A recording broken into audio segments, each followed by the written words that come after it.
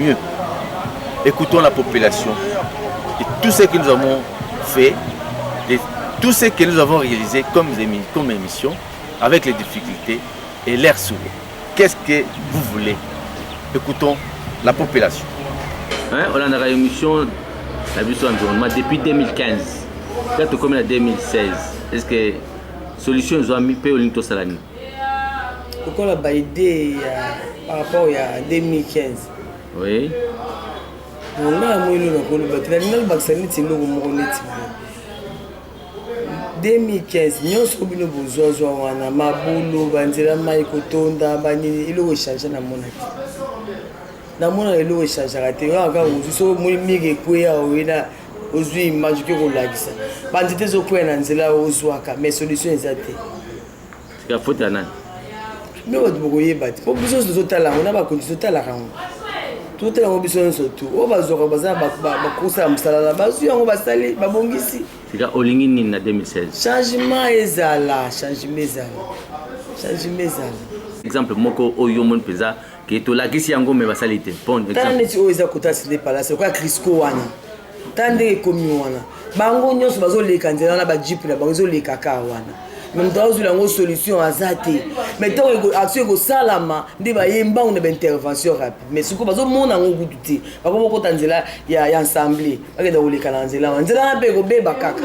E ko umela te. So mbule beti tala nzela wana ba chauffeur ba leka ka nzela wana te. Mais ba conduire nyonso ba oleka ka nzela na mtazo solution wana azate. Neti bazo mona te. Mais tant olika mbego kweya. Allez, ba yemba. Depuis 2015. Bon, le bas où il y a qui a ma paix, tout est bien. Pour les gars, ça la peine. Bon, sur base de mon campagnon, tout ça, on est là pour nous faire la mission, surtout, ils sont dans ma taille. On est pour de façon que changement est dans la maman, on peut bien, on va pour la mission. On va salir rien. On va salir rien, malheureusement. On a la mission environnement. On a la proposition, on fait ces missions. Bon. Si on a les arrêtés, par rapport à l'émission, ceux qui sont là, on peut réaliser l'émission autour de 5 à 4 émissions. L'émission est en train de se faire. Il y a un souci dans la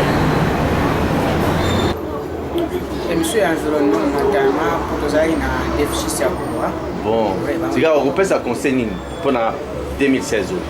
2016, au conseil, on va faire ça donc conserver l'environnement bien. Tout ce qu'on voit que salité par-ci par-là. Pour surtout voir que la salité, tout ce qu'on voit que la salité, il y a un bébé, la maladie, la moustique, la malaria, on a une histoire, la maladie. Et puis, tout ce hiver na biso ezala bien ndeti ba ndeti ndo savoir biso ke balopa mususu ba hiver banzete eza ba biso bazokata banzete banyo tous eza déconseillé eza bien te pour l'environnement. Il y a liboso na office na concept et pas un peuple congolais 2015 moi il en ezalaki trop moi en 2016 de Tolimana. La Candagno se en 2015 de Tolimana. Et en plus, le peuple congolais va comprendre que nous avons et surtout, ma bonne ligne pour nous. En 2016, l'environnement est bien. Pour l'environnement, vraiment. En 2015, 0 sur 10. On fait ce qu'en 2016. Ce qui vraiment m'a dit tout ça dans la mer de la ville. Aïe, par exemple, ça est béni pour la mer. Nous allons lancer un message pour la mer de la ville. Attends la ville, l'amour. Parce que ce que je me dis, la différence est assustée.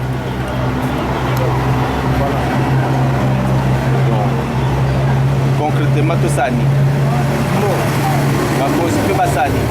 ce qui a montré que moi à comité de soutien ne va soutenir. soki amoni ke ye moko aza na charge wana te akokoka charge wana te aluka bato atravaille na bango mais nakosenga batravaille na yo en collaboration parce que ozobimisela bango salite nyonso ya ville me bazosala eloko te nakopréféré vraiment soki aza na mposa bato baede ya liboso azwa na yo mpo oyebi coin nyonso eza na salite na mboka oyebi tous les coins eza bizarre. Chers téléspectateurs, la population a parlé. La population a parlé, nous l'avons écouté. Nous ne cesserons jamais de le dire. Si notre environnement se dégrade au jour le jour, c'est d'abord les problèmes incombent à l'homme politique. C'est l'homme politique qui doit arriver à organiser la société. C'est l'homme politique qui prend des décisions. C'est l'homme politique qui donne des directives à suivre. Et c'est l'homme politique qui nous dicte sa loi pour que notre environnement puisse être respecté. Et si l'environnement n'est pas respecté, il y a ce que nous appelons fume, chicotte. Donc les amendes. L'homme politique a parlé également que cette année, dans le trottoir, le grand trottoir bien sûr, il n'y aura pas des taxis, motos dans la route principale. Mais nous espérons qu'elle va respecter. L'homme politique avait dit qu'elle ne jetait pas les immondices ou les déchets dans l'équipe auto, ce que nous appelons les ponts Kiamvu ou Kiamvu. C'est l'homme politique qui avait parlé en l'année 2015. Eh bien, on continue à jeter les immondices. Nous attendons encore à l'homme politique. L'année 2015 vient de s'achever. Nous espérons que nous allons réaliser beaucoup plus d'émissions.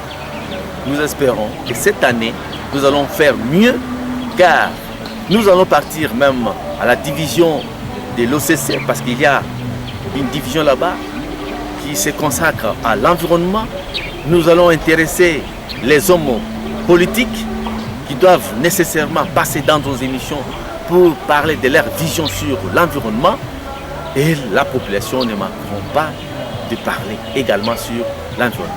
Voilà, chers téléspectateurs, tout ce que nous avons réalisé.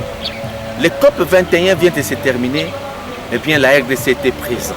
Comme la RDC était présente, nous espérons que nos hommes politiques, les experts, pourquoi pas, nos confrères journalistes sont partis. Nous voulons qu'ils puissent revenir à nous pour dire ce qui s'est passé réellement là-bas et quels sont les accords que la RDC entend, que la population entend. Voilà, chers téléspectateurs, quant à moi, je vous souhaite de passer de très beaux moments accompagnés de notre chaîne Web Télévision. Et je vous dis, et je vous souhaite également une très bonne année 2016. Nous espérons que le bon Dieu sera avec nous. Et je vous dis vraiment merci. Bonne année. Au revoir. Ciao.